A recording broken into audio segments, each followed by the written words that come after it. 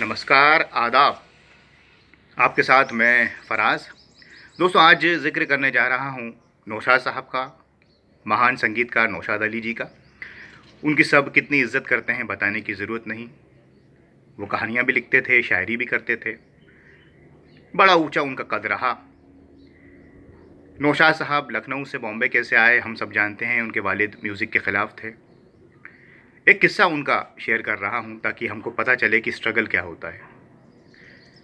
तो आदिल साहब, जो नौशाद साहब के बड़े करीबी थे लखनऊ में, उन्होंने इनको भेज दिया बॉम्बे में डॉक्टर अब्दुल अलीम नामी साहब के पास, जो सेंट जेवियर्स में प्रोफेसर थे।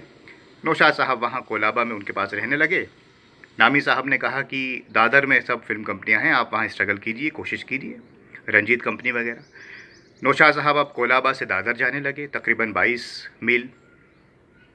एक दिन बस में जा रहे थे तो किसी ने इनकी जेब काट दी, जो पैसे थे वो ख़त्म। नौशाद साहब परेशान, नामी साहब से नहीं कहा कुछ, और कोलाबा से दादर पैदल जाने लगे मई और जून की गर्मियों में। फिर इन्होंने ख़त लिखा आदिल साहब को लखनऊ में मनी ऑर्डर के लिए। आदिल साहब ने कुछ पैसे भेज दिए, लेकिन वो पैसे तो नामी साहब के पते पर ही पहुँचे। नामी साहब ने नौशाद साहब से कहा कि आपने हमें नहीं बताया कि आपको पैसों की ज़रूरत है। आदिल साहब क्या सोचते होंगे मेरे बारे में कि मैं आपका इतना भी ख्याल ना रख सका। नौशाद साहब ने कहा, हुजूर, आपका पहले ही बहुत एहसान है। आपके साथ रहता हूँ, आपके साथ खाना खाता हूँ, रेस्टोरेंट में अभी भी खा रहा हूँ, और परेशान करना मुनासिब नहीं था। तो नामी साहब ने कहा, आप जाते कैसे थे कोलाबा से दादर? नौशाद साहब ने कहा, जी पैरों के ज़रिए जाता था पैदल। कहने लगे, इतनी दूर गर्मी में? कह लें जी। नामी साहब ने कहा, आपके पास कोई डायरी है? नौशाद अली ने कहा, जी। लिखिए इसमें कि एक दिन आप जिस मकसद के लिए बॉम्बे आए हैं उसमें ज़रूर कामयाब होंगे, और अगर मैं ज़िंदा रहा तो आपको सलाम करने ज़रूर आऊँगा। नौशाद साहब ने लिख लिया। वक्त बदला, धीरे धीरे नौशाद साहब को काम मिला, कामयाबी मिली। 1953 में उन्होंने बॉम्बे में अपना बंगला बनाया, आशियाना। उसकी पार्टी चल रही थी, सब लोग थे मेहमान, महबूब साहब, शकील साहब, रफ़ी साहब। इसी बीच एक साहब सूट पहन के, टाई पहन के, हेड लगा के आए, बेल बजाई।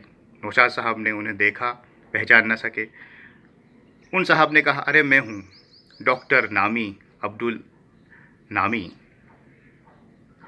नौशाद साहब ने माफ़ी मांगी, मैं आपको पहचान नहीं सका, बहुत माफ़ी चाहता हूँ, आइए। नामी साहब ने कहा, अरे भाई आप वो डायरी लाइए। नौशाद साहब गए, डायरी कहने, खोल के इसमें देखिए क्या लिखा है। इसमें लिखा है कि मैं जिस मकसद के लिए बॉम्बे आया हूँ उसमें कामयाब ज़रूर होऊंगा। नामी साहब ने कहा, मैं आपको सलाम करने आया हूँ, और वक्त बदल गया है इसलिए आप मुझे नहीं पहचान पाए, मेरा चेहरा भी बदल गया, उम्र भी हो गई।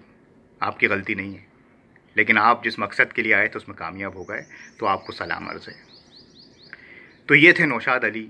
और इस तरह पुराने लोग काम किया करते थे, और पुराने लोग होते थे जो कह दिया वो कर दिया। इससे हमें सीख मिल सकती है, इसलिए आपसे ये बात साझा की। बाकी नौशाद साहब के बारे में तो जितना बोला जाए उतना कम है। तो ऐसी बातें और लेकर आता रहूँगा आपके लिए। कुछ गलती हुई हो तो माफ़ी चाहता हूँ। हो सके तो इस चैनल को सब्सक्राइब कीजिए ताकि आपका प्यार मुझे मिल सके। नमस्कार, खुदा हाफिज़।